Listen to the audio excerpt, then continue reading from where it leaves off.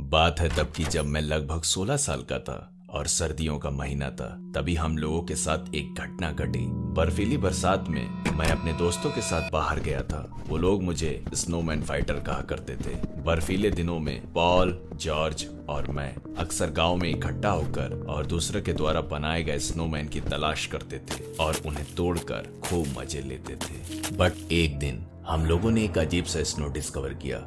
वो स्नोमैन एक आदमी के जैसा भारी भरकम था और काले कपड़े पहने हुए था और काफी डरावना दिख रहा था।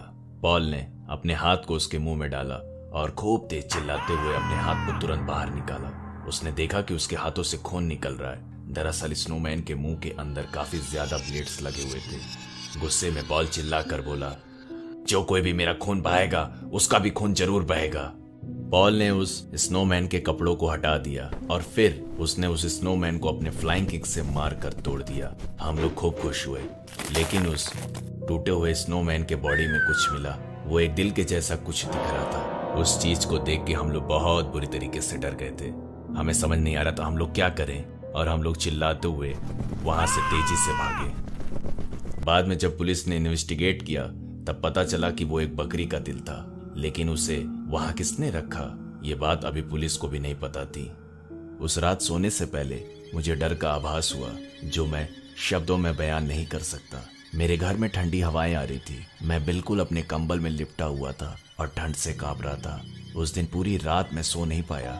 उस दिन से मुझे रोज फील होता था कि ठंडी हवाएं पूरी रात मेरा पीछा कर रही हैं और मुझे डरा रही हैं। जब ठंडक का असर थोड़ा खत्म हुआ तो मैं स्कूल गया।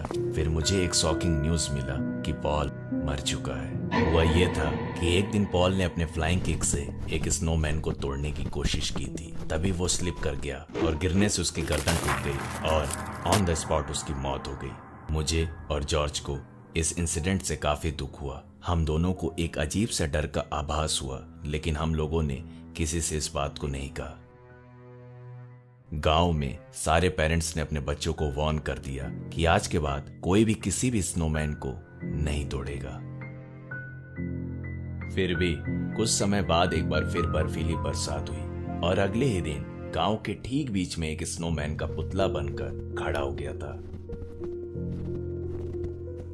कुछ अनजान बच्चों ने उस स्नोमैन के पुतले को तोड़ डाला और थोड़ी ही देर बाद उस बच्चे की सांस फूलने से मौत हो गई। वो बच्चा उन लोगों में से एक था जिसने पुतले को तोड़ा था।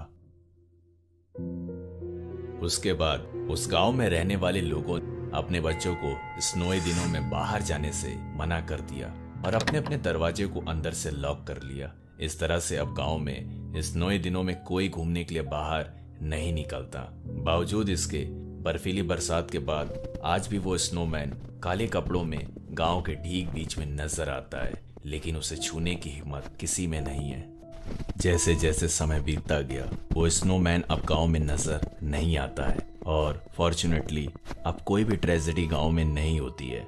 लेकिन फिर भी उस दिन से गांव में स्नोमैन के नाम का जिक्र भी स्ट्रिक्टली रोक दिया गया था। आखिर में उस स्नोमैन को किसने बनाया था और वो कौन था, ये रहस्य अभी भी एक रहस्य ही बना हुआ है।